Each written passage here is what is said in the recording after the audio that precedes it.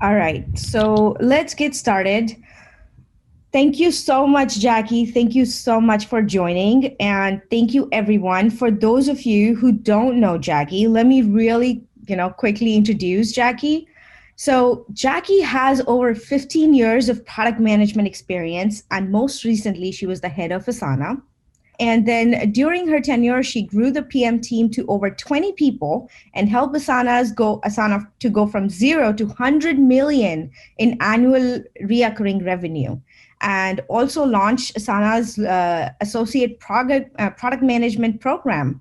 And she's worked for prior to that Google, Microsoft, and as well as very diverse set of PM roles, which is consumer side, B2B side, platform, mobile growth, pretty diverse set, and she's been manager of managers. This is my most exciting part, right? So she's written two books. The first one, Cracking the PM Interview, and Cracking the PM Career, which is the latest book. It's out now. And I am super excited to be talking about that book and also deep dive into some product management principles, the role. I hope you guys are excited as I am. Yeah, me too. Thanks for having me. Yes, thank you. All right, Jackie. So let's start with I want to level set for the PM role itself. Since you have worked across various when Asana was a startup versus work for large companies, with Google, Microsoft. How has the role been for you when for the startups, or like generally for startups and small companies at mid stage, companies at a growth stage, how does that role evolve then, and then for very large companies, basically. Yeah. Yeah. So, what's been really interesting to me is that in a lot of ways, the role of the PM, in a lot of ways, it's the same at small companies, medium sized companies, and large companies. At all the places I've worked closely with engineers. At Microsoft, I had testers, not a designer I work closely with. And at Google and Asana, I had a designer that I work closely with on my team. And at all of these companies, we're trying to like understand what are the customer problems, what are possible solutions for that, how are we going to get done, and then making trade-offs, prioritizations, figuring out we don't have as much time to do all the things we'd love to do as we want, so which things will we do first, how will we break it up, and how do you work with your team to get things done every day. So much of it is the same. And then to get to the differences, I think the big difference is that at a large company, there's a lot more people. Right. And so it means a few things. One is that any kind of specialist you need, a large company probably has it. So for example, at large companies, we had user research labs with eye tracking and dedicated user researchers who could bring people in and sort of answer any question you have. And eventually we got to dedicated user researchers at Asana, but we didn't have that when I started. If you want to know, I remember like, why are our emails getting sent to spam folders? We could like go talk to someone who knows about emails at the large company. Whereas at a small company, we worked with an external consulting firm who knew those expertise. So at a small company, we went outside of the company for that expertise a lot of the time.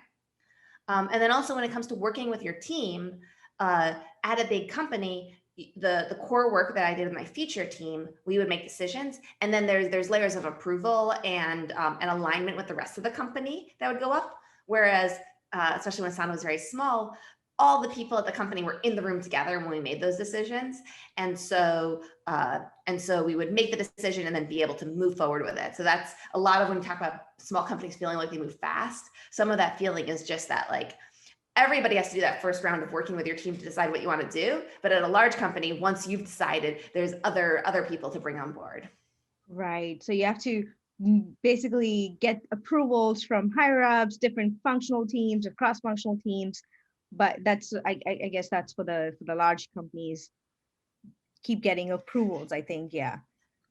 Yeah, and for good reason, because if there's a product that that you're spending a lot of money on, that's used by many people, if the decisions made are inconsistent, that is worse for the customers. So the type of customer you tend to have tends to be different. You have customers who are happy to be on the cutting edge and they don't mind a few problems with your app, or if it occasionally goes down because you made a mistake or you make a bad UI decision, it's hard to use. Or is this a sort of thing that an IT department is going to roll out to their whole company, and it has to be right and it has to work with all of the systems they already have in place? Right, right.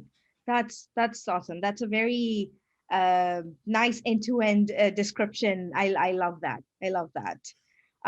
When you so when the product manager is working, at the core of it, it's pretty similar, right? Their role is pretty similar.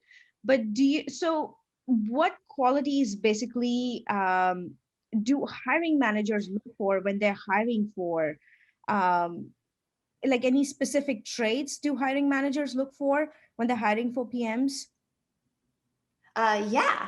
So I think about like how to hire great PMs. So the first thing that hiring managers should do is think about what kind of PM would be perfect for this job. And that will depend on the company, because product management is this white space role. It fills in the gaps that the other people on the team leave. And so, for example, if you have a very junior team, you might want to bring in a product manager who has more experience, who knows all the best practices, who can bring all of that experience in and help raise the level of the team. Whereas if you have a company full with lots of senior PMs, you might be happy to bring on someone with less experience who is going to be happy to focus more on execution and getting things done. And you can take the time to have them learn on the job. So what people look for will be different. Once you have an idea of like all the things you want, the other thing to check is what can you teach people, and how quickly can you teach it to them? So there are some things you can teach people really, really quickly. So for example, you can teach somebody what an A/B test is pretty quickly. And this is maybe less relevant now, but in like 2011, a lot of people just hadn't had a chance to run an A/B test. And it didn't really make sense. Some companies did filter on whether or not you knew what an A/B test was, but I didn't think it really made sense to filter on that because I could just explain it to someone. And once you've heard about it, you could just take a few minutes and you'll learn the basics of it. So there's things that you can just kind of teach people, explain what they are. Some companies will test on this, so it's kind of unfortunate, but I do recommend that hiring managers shouldn't. Is like, what kind of stuff can you explain to someone in 10 minutes? Then there's a set of things that can be taught, but it takes time. So if you think about like, how do I work with an engineering team every day? How do I break work into smaller milestones and keep the motivation going as things are going along? Those kinds of skills, a lot of these are from the core PM skills, are ones that you can learn, and almost every PM does learn, but you don't learn them in 10 minutes. You learn them in maybe 2 years. You learn the basics in a few months, and then you sort of really refined it over 2 years. Yeah. So for those, it's really about like, oh, go ahead. No, I was going to say, yeah, going deep into something, understanding something on a high level, it's quick, but then really going deep, like, let's say, even for example, A/B testing, really going down deep, perhaps partnering up with a designer or somebody from the design team, kind of understanding. It does take a little bit of time to go deep into something. Yeah. Yeah. Yeah. And so then it will really depend on sort of what the company is hiring for, because some companies, companies that have an APM program, they generally say like, yeah, it's okay that this person's going to take 2 years to become a fully independent product manager. We have the senior PMs who can mentor them, and we have the time, and we want to start investing. So we'll have these great PMs in 2 years from now. But other companies, especially you think about smaller companies, they don't have the time to wait 2 years for someone to learn how to become a good PM. And so they might test more heavily on your experience and the best practices. The third category is like mindsets and traits. And this is the sort of stuff that like someone can practice and try to get better at it, but I wouldn't put a timeline. I wouldn't say that you can that as a manager, I can definitely hire someone and get them to be great at design sense in 2 years. It really is more, a lot of these have to do with the way that your brain thinks and the kinds of details that you think are interesting or that you notice or that you're willing to spend time on. So here I think about things like product sense and design sense. So this is not necessarily, can you design something that's beautiful, but do you have taste? Can you tell if something you've designed is terrible? Can you be like, this is bad? Do you recognize when you've made a mistake? Because if you don't even see that, like, oh, this design pattern that I put together, even in like wireframes, if you're like, oh, there's an error, so I'll do a pop-up box. It's like, if you haven't noticed that that's a bad pattern on websites, then that's saying something about what kinds of details your brain notices and cares about. Another thing here is really personal mindset. So how do you deal with conflict? How are you willing to be curious, and are you willing to be wrong about things? A lot of things about like, how do you see other people? Do you see a lot of situations as like, the other person's probably trying to do something good and I'd like to like figure out where we can come together? Or do you tend to feel like the rest of the world is out to get me and like, they're dumb, I'm smart, I'm the only one who can figure this out? So a lot of those personal mindsets and traits and really that have to do with what you like, sort of how you see the world. If you're a candidate and you want to improve these, you can. But because it depends so much on wanting to change them, this is one of the things that people will hire for a lot. Yeah. So if I'm going to slightly double down on this one, if you were to, let's say, pick any top 5 to 6 skills from candidates' perspective, what do you think, like somebody starting into like thinking about product management or a new PM, what are some skills, like starting skills they should focus on, when they're thinking of product management? Since we're Nice. Yeah. So in the new book, I've kind of broken down these skills into 4 categories. So there's product skills, execution skills, strategic skills, and leadership skills. So product skills are what does it take to design a product that will delight customers and hit the goals? So here, a lot of, there'll be things about like, can you get customer insights and data insights? So those might be 2 things you might be tested on of like, can you figure out what are the right questions to ask somebody to get the information you need from them? Like the information that's not just about like the surface level of what do they think they want, but like dig a little deeper to understand what's behind those needs. And actually, when I think about a lot of the kind of trick questions in PMing, a lot of these are based on that, like are trying to get at that customer insight. So if I'm like, hey, design me an alarm clock, and you start designing it and you do this all and you never like figured out that I was blind. Like, sometimes they'll hold that information back and they'll be like, oh, is there anything special about these people? I think that that's a clumsy way to test for the skill, but that's what they're kind of trying to do, is they're trying to say that when I ask you to design an alarm clock, that wasn't the job to be done, right? That was just what it sounded like in the customer's mind, but there might be deeper, more important things that they're really trying to achieve and deeper problems. So being able to dig deeper and get to those real core customer problems is one. Data analysis. So understanding like, how can you, and I would tie in interviews, you'll tend to see this data analysis and analytical problem solving will get mixed together. They both kind of have the like analytics word in them. And data analysis is a good way in interviews to test for analytical problem solving. But I see analytical problem solving from my point of view is, can you take a big amorphous question like, oh no, the stats are down, the site metrics are down, and can you add structure to it, to break it down into smaller pieces and take this big problem, structure it, break it down into smaller problems, and eventually get it down into small problems that are solvable. And that's a real interesting skill and one that people can develop over time. But so that you will sometimes find with like tied together with a data analysis question. Just can you take big amorphous questions and break them down? Other things you'll see on your interview. So that's sort of, I think, the top things you'll see from a product perspective. Oh, product and design sense. So that'll be like given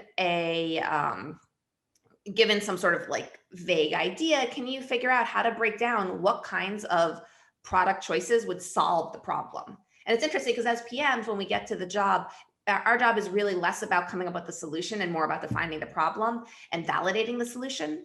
But you need to have that taste. and you need to be able to like recognize good design and bad design. And so people are not expecting you to come up with the absolute most amazing creative ideas here, but like, can you understand what the problem is and what the goals are? So really here, one of the things that comes up is one of the top ways people fail these questions is they come up with designs or feature ideas that are disconnected from the goals. So maybe they didn't think about goals, right? So maybe they were just like, oh yeah, I want to improve this website. Here's what I do, and they just like a bunch of random ideas. Right. Or maybe they did think about the goals and they're like, yeah, really important thing for this company is to, this company is going to really win on the quality of the content they have. And then you're like, great, what would you do to improve the site? And then they name a bunch of stuff that will not improve the quality of the content. And that's one where it's like a little bit of a trick question, but not that much of a trick question. Like if you just said what the goals were, do you have this, I consider it the habit of mind. Mm-hmm. The habit of mind to reconnect the ideas you have back to the goals. Because even if you can like kind of remember it from a template, if you don't have the habit of going back, when you're in your day-to-day life as a PM, you're making decisions all day long. And if you don't have the habit, you'll very quickly forget. And like maybe the first 3 decisions of the day you use back to goals, but then the rest of them, you forget to think about the goals. Right. So almost subconsciously, new PMs could be building this habit of always going back to the goals and then practice basically going like from a very large, like you said, enormous type solution problem, and then breaking it down into logical, very smaller chunks, and practicing that over time over their career to get better and better, I guess. Yeah. That's gold. That is gold, Jackie. You guys, if you like something Jackie has said, feel free to post it on LinkedIn and tag Jackie and Product Career, or use hashtag Product Career. Now that we've kind of touched upon the skills, I want to talk a little bit about the paths to product management, right? So there can be several ways.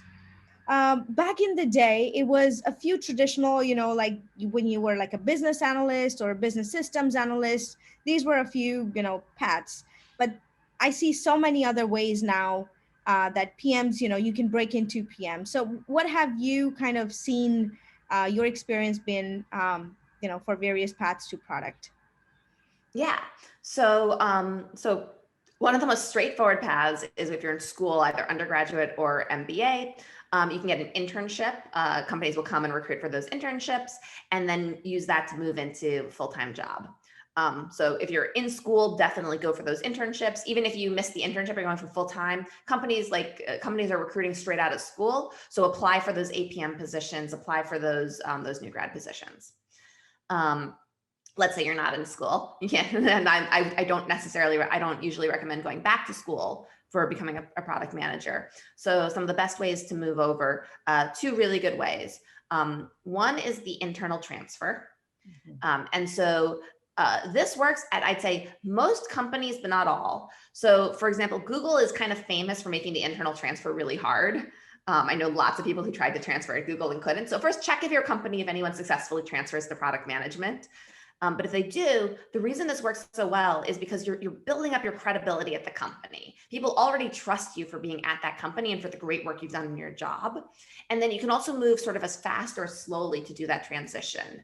So, so definitely talk to product managers at your company, talk to the hiring managers and ask them, be like, hey, I would love to become a PM someday. Any suggestions for what I could work on now so that I could be eventually ready to make that move when you have an opening on your team? And then you can also offer to try to like find ways to start doing the job today. So that could mean helping out a PM, saying like, hey, do you have any work I could take on? And they would love this, right? Product managers are so busy. So there's often some piece of work that they would be happy to hand over to you. And to them, it feels like grunt work, but to you, it's an opportunity to show your interest and your abilities. You can also just start doing, some companies don't even have a product management team. And a lot of people become PMs because they just started doing the job. So for example, there'll be someone who's on customer support and they're answering customer support tickets. And while doing a good job there, they realize like, hey, we'd have fewer tickets to answer if we change the product to work this way. And so they draw up a design and they share it with the team and they're like, hey, what do you think? Can we do this? And now the team's like, wow, that's really helpful. Thank you. And eventually they can talk about like changing their title over and seeing if they can work to move over. So internal transfers are great. They're also sort of low risk in this way. You're not like without a job, you're not reapplying. Right. Yeah. And then the other thing that I see that's pretty common, and this can work if you're, especially if you're at a big name company, if you're at, like Google, for example, and this is the move from a large company to a smaller company move. And so the way that you make this move is while you're at this larger company, even though you're not in product management, try to absorb as much as you can from those product management best practices. Sit in on PM meetings if you can, talk to the PMs, like look up their specs and their templates and their processes. Learn as much as you can about how great product is shipped at these companies. And then if you're applying to a smaller company that doesn't know how great software is shipped, even though you weren't a PM at that company, you'll have learned so much about great product management processes that you'll be incredibly valuable as a product manager at the smaller company.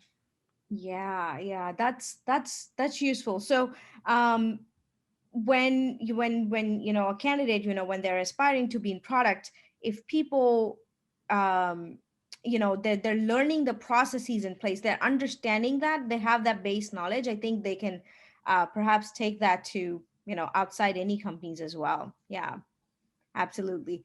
What about like specifically, like if you're from from college, like a student, right? Is there any specific things students could do to kind of break into product? So I know there's the associate product management like programs companies have, but anything beyond that that you might have seen or something? Yeah. Yeah.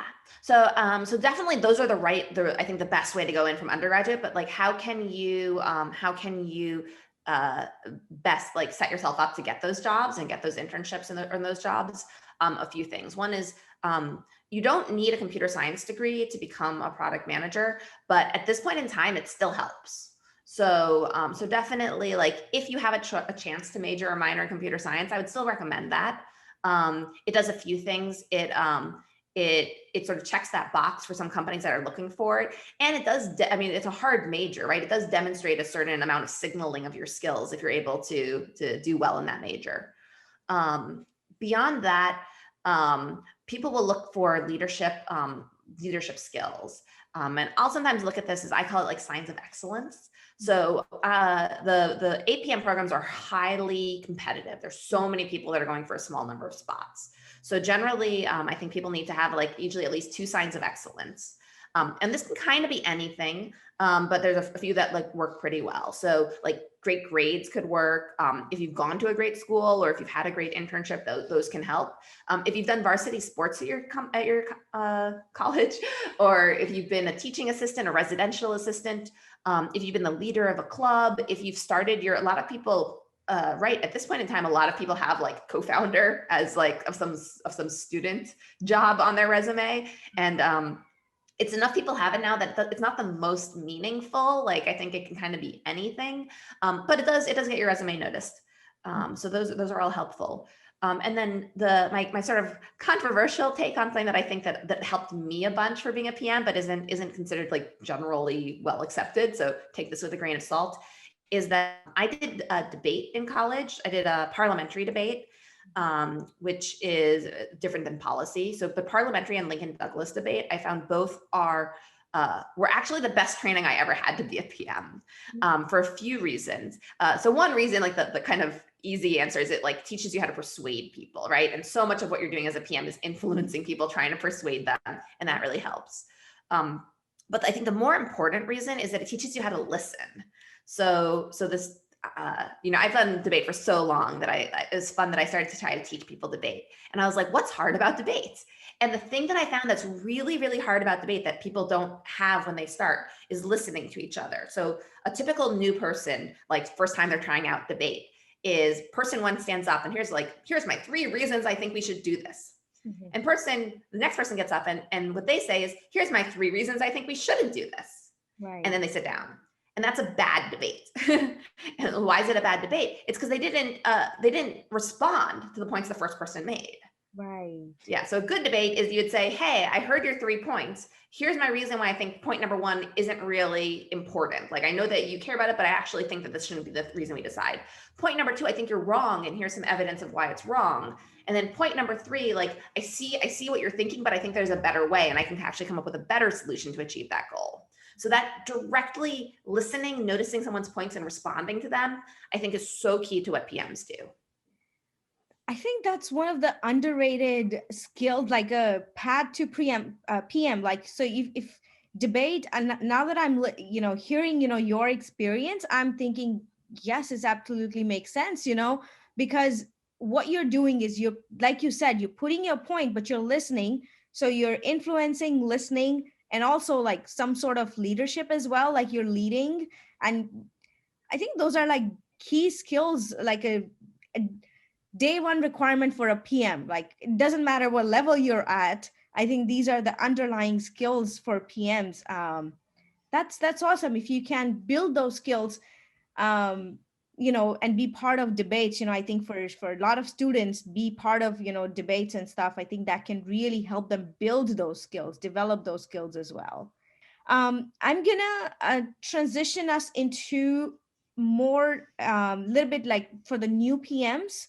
Um, so what are some of the, like, some tactical, sort of things that I want to dive into? So the first one I have is, when you've already cracked the PM role, now you're on the job. Uh, what are some things that PMs could do to kind of learn more technical skills? Because, like you said, design and technical is something you don't need to be fully, knowing, be a designer, but you have to have that sense. So, what are some of the things like PMs could do to build these skills over time, like when they're already in the job? Yeah. Yeah. And so by technical, do you mean like understanding code, or do you mean like what are the hard skills? What are the more concrete skills of product management? By technical, like I'm thinking like you're working with, we're working with designers, sorry, engineers day in and out. It helps to Mhm. sometime understand, let's say, what's an API, right? What is it Mm. doing? What's the tech stack, being used in the product, things like that. Something that we, Yeah. as PMs can keep building on over the years. Like, what could we do? Yeah.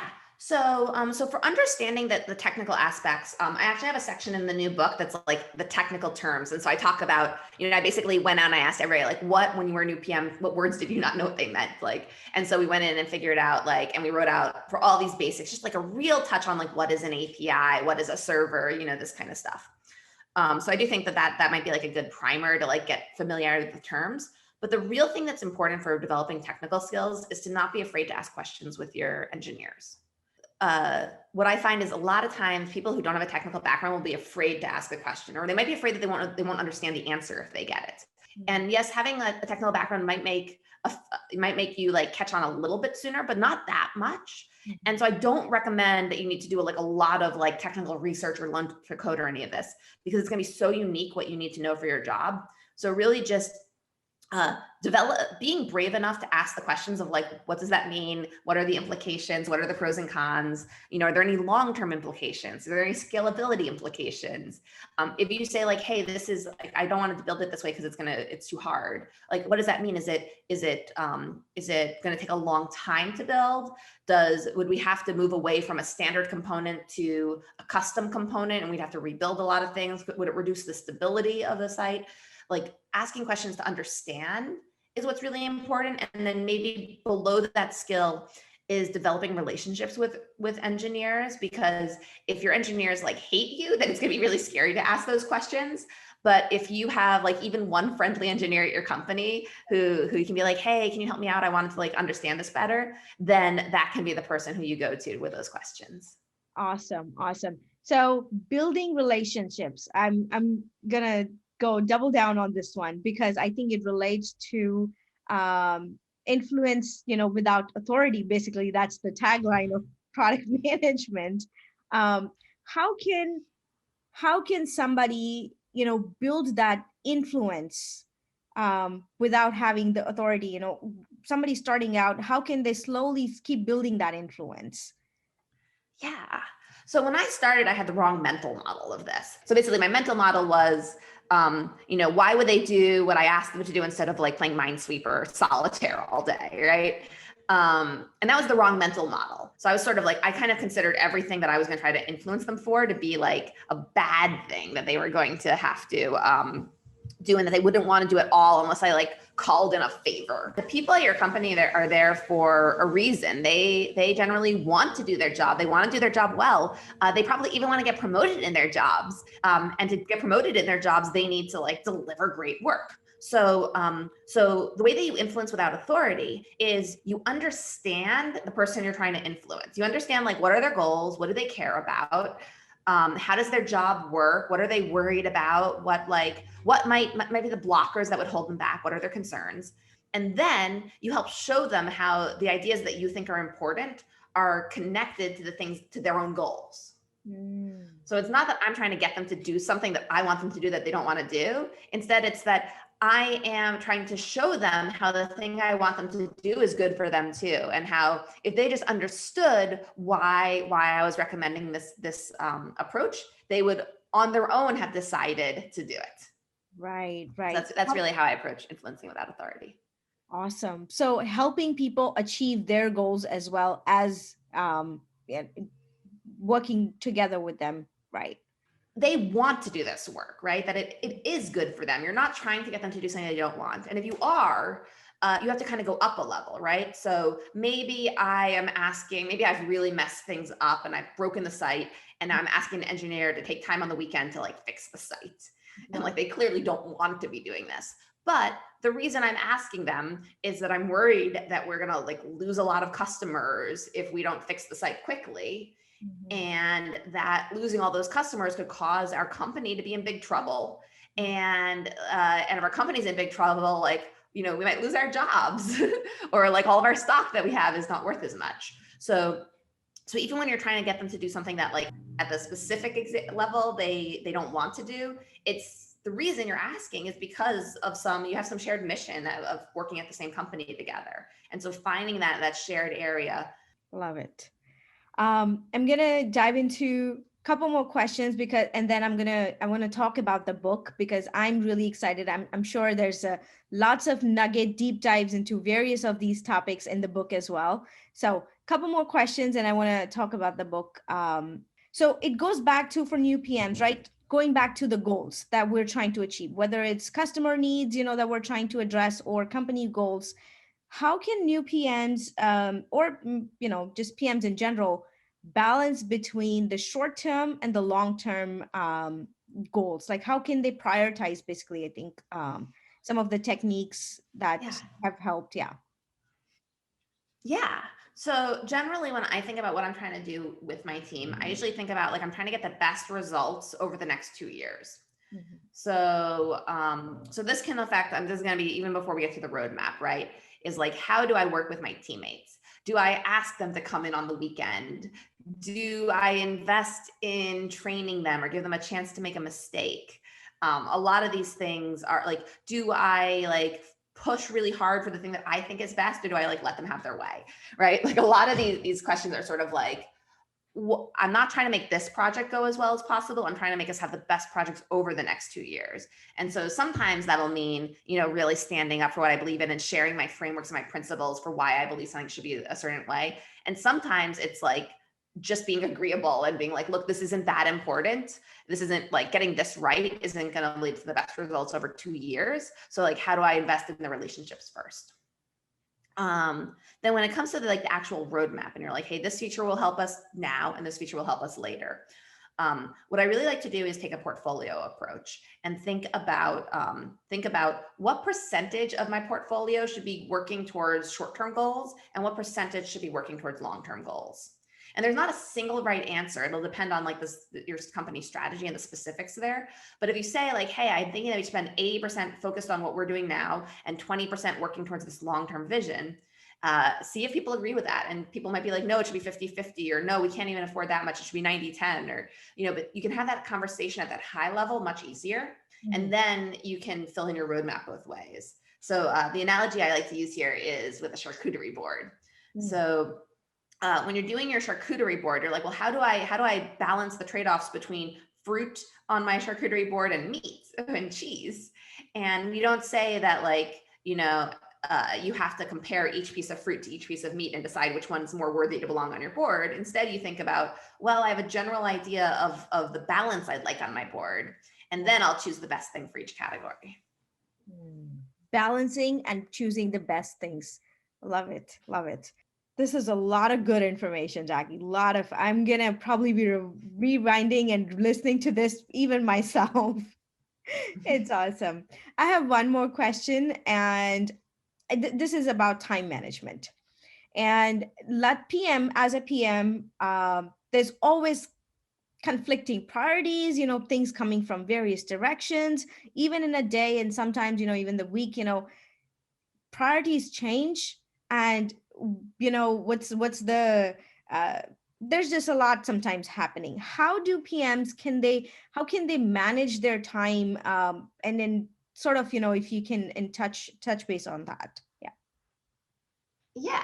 So I like to think about my ideal time as a pie chart. And I like to do a pie chart because you can't go past 100%. So if you just try to do it with hours, you're like, oh, I'll just spend a few more hours here, or a few more hours here. And it's like, no, you got to think about percentages. And when I'm setting up where I ideally want to spend my time as a PM, you're going to need 25 to 50% of your time to be just available, because you need to be responsive to your team. You can't book up every minute with meetings and things like that. Or you won't be able to help out your team when they need you. And then with what's left, you can kind of look at, like, okay, how much time should be on project management? How much time on customer research? How much time on strategy and thinking about the future? And then to make that real, first, like, consider where you're actually spending your time. And I think that for product managers, most of our time is on our calendar. Mm-hmm. So when I'm trying to analyze my time, I'll just, for like a week, I'll block off any time that wasn't a meeting. I'll just kind of like put a little meeting block on and say what I worked on during that time.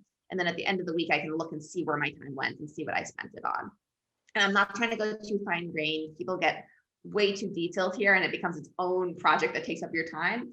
This is just like, it's block saying what I spent my time on. And then you can try to see, what do you need to adjust to make it happen?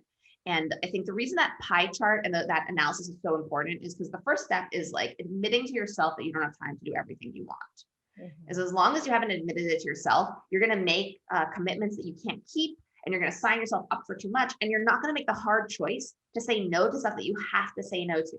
The only way that you'll be able to say no, the only thing that gives you like the strength to say no, is seeing those two pie charts and realizing that there's no way it's going to fit unless you say no to something. Once you know you have to cut stuff, then it's just then it's usually not that hard to see, like, what can you cut, what can you push back on. The other thing that's a really good trick here is, because PMs live out of their calendar, is I like to schedule meetings with myself for important things that aren't urgent. So for example, I'll block off half a day to work on strategy. And when that time comes, I'll turn off my notifications. I'll like go into another room. I'll like make sure that I do whatever I have to. Sometimes I'll have to schedule like half an hour for dealing with my email before, or my inbox before I like get into that time, just to make sure I can have the time to actually focus on strategy. And that way nobody else signs me up for that time. And if you practice this over time, you can get a little bit better about defending that time. Sometimes I'll like set it up too far in advance, and then I'll end up covering it up anyway. Or the time will come, but I'll be like, I'm just going to finish up this one thing. So but you can just kind of, every time that you don't spend that block on what you meant to, you can kind of reflect and figure out what you can do better next time. Right. That's awesome, right? It makes me laugh because like I'm thinking of a situation where, yes, sometimes it's about, I think it's distraction also. It's also like knowing what first of all, like you said, right? The main key here is knowing that how much time do you really have left on your calendar. Unless you don't know that, then, you're going to go off tangent and, all different directions, but knowing is the key there. Absolutely. Let's talk about the book. Jackie, I want to dive into the book. This is your second book. The first one was focused around cracking the interviews. I think that's one of my favorite books. And this one is all about PM career. And can you talk to us a little bit, what can we expect? Who is it targeted for? If you can, please. Yeah. Yeah, so the book is really targeted from early career all the way through to senior levels. We really wanted to make sure that we covered all of it, not just because we wanted the biggest possible audience for our book, but also because I think a lot of what's important to grow as a PM is to see what's ahead of you. I think so much of what's tough as a PM is like, especially like great new PMs are told like, you're doing great, keep doing what you're doing. And that's not going to help you advance. That's not going to help you grow as much as being like, you're doing great, keep doing what you're doing. And here's what the next level looks like. Like, yes, you need to, for example, early on in your career, you need to ship products to actually move forward. And that takes time. But you can say like, look, what you're doing now is great. You're at the right level for what you're doing. But while you're like waiting to like get through and keep doing what you're doing on shipping your current product, here's a picture of what a senior PM would have done differently in this role. And by the way, here's like what your manager is doing all day. Like, did you know what your manager's goals are? Did you know like why they might have made a strange decision and like why it made sense to them? So I think showing that picture of what the advanced levels look like is really important to understanding your growth trajectory and what might happen. So I got the book broken down, like I kind of mentioned, into the first part is those key PM skills, really breaking down each skill into like the skills, the responsibilities that you have, the frameworks and the practices you can use to get better at them. And then at the end of the book, we've got the last sort of 20% of it is really about PM careers. And so this kind of like digs directly at like, what is the career ladder like for PM? And what does it take to move from one level to the next? What is it that differentiates a senior PM from a PM2, for example?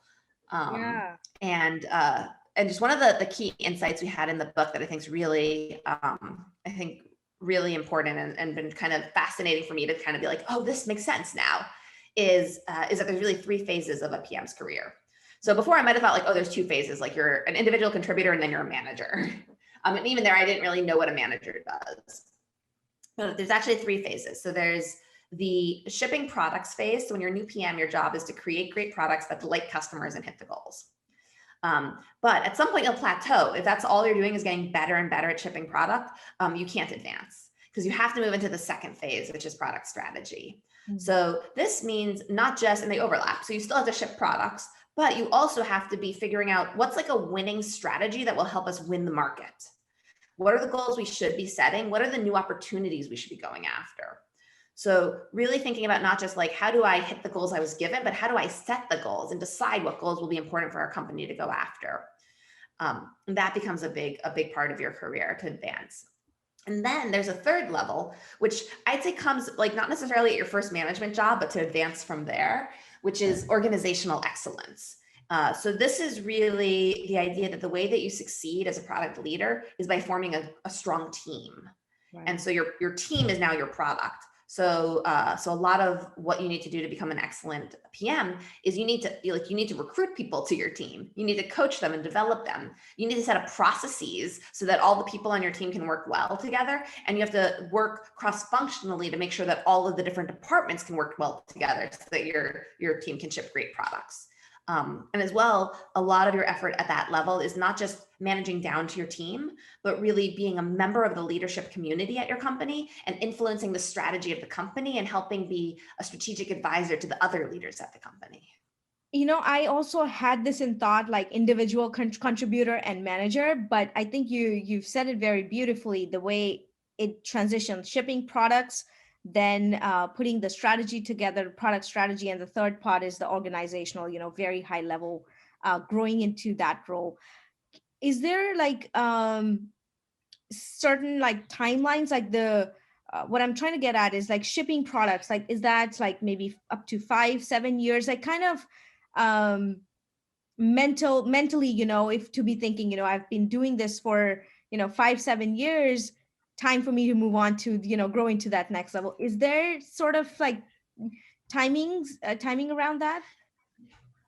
Sort of. So they'll overlap. So as long as you're an individual contributor, which you can be an individual contributor your entire PM career, a lot of people do it. It's a great path.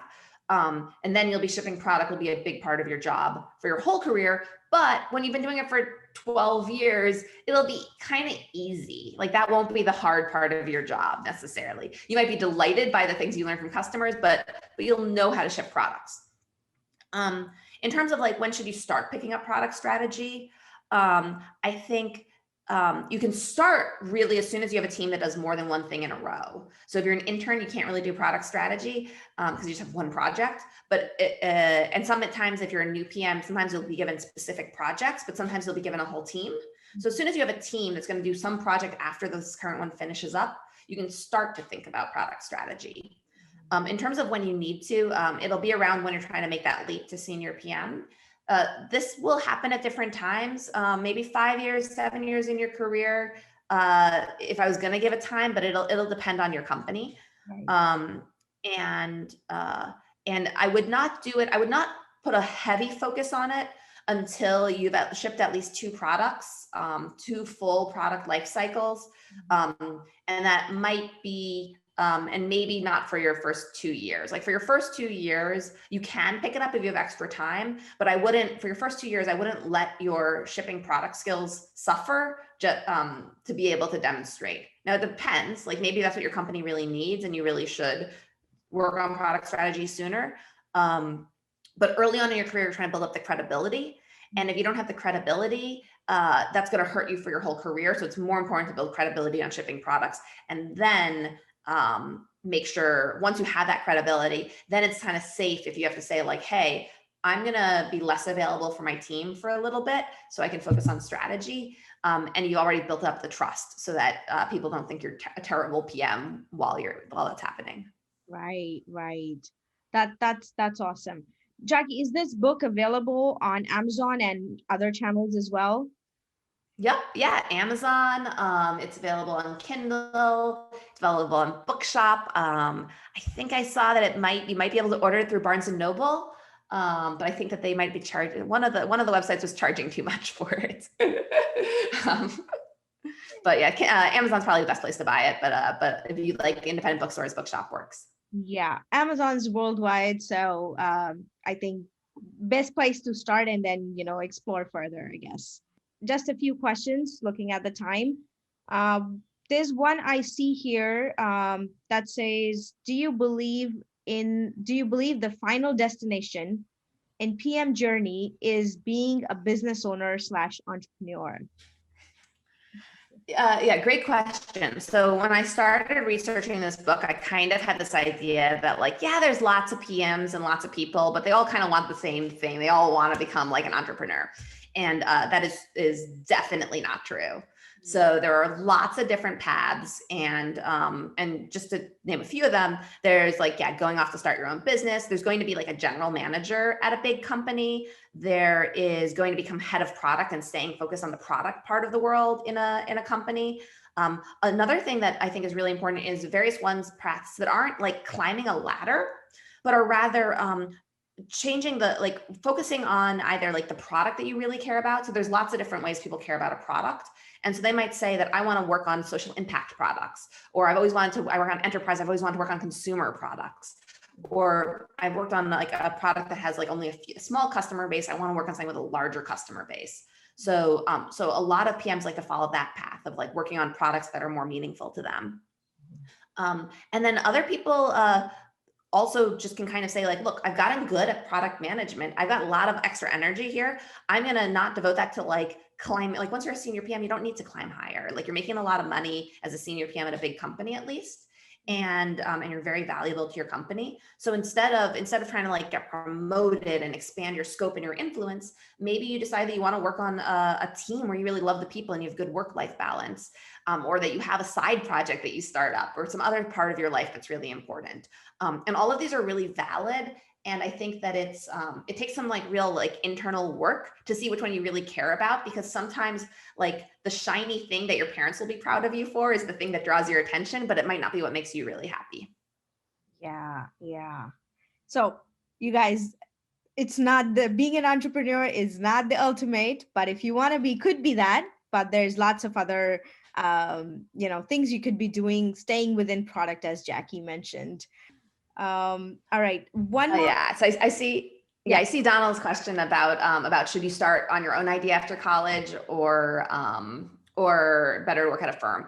I would say it's generally better to work at a company at a firm that you can learn best practices from. Because if you start your own idea, no, maybe you are the brilliant genius and your own idea is going to be like, the next Amazon and like go for it. But for most people, when you start your own idea, you're going to a lot of trial by fire, a lot of like mistakes you'll make, a lot of reinventing the wheel. And so many people I've talked to says that like 2 years at a big company, they learned 2 to 4 years at a big company, they learned so much that just gave them like a head start on any ideas they wanted to do themselves later.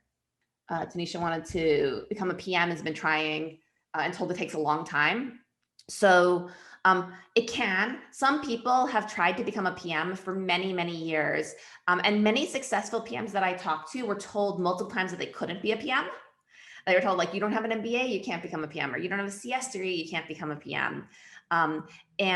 So it can be hard. And a lot of people then have like been persistent and after many years have become a PM. I would say that pay attention to the different kinds of like, talk to people from different companies. At some companies, it's going to be really hard to become a PM, and at some companies, it'll become easier. So it might take you a long time, but if it's what you really want, you can keep trying. And don't feel you can only do it at your company if your company is sort of giving you a timeline that feels too slow based on what you've been hearing. Yeah, yeah. That's awesome. I think we have a couple more minutes. Any closing thoughts, Jackie? Anything you want to share? Final thoughts? This was a great session. Awesome and loved it. Thank you so much for that. But any final thoughts you have for the product career community here? Yeah, I am just, I'm really glad that so many people want to become PR product managers. I think that we have like a really important role, right? We get to um, be the people who are out there looking for like what problems are worth solving. And so I think it's a really impactful role. It's a role with like an important responsibility. And I think that by sort of honing our skills, we're able to help create better products in the world that do more good for people and do less harm. So thank you everybody for joining. Thank you so much. And we're going to wrap up here.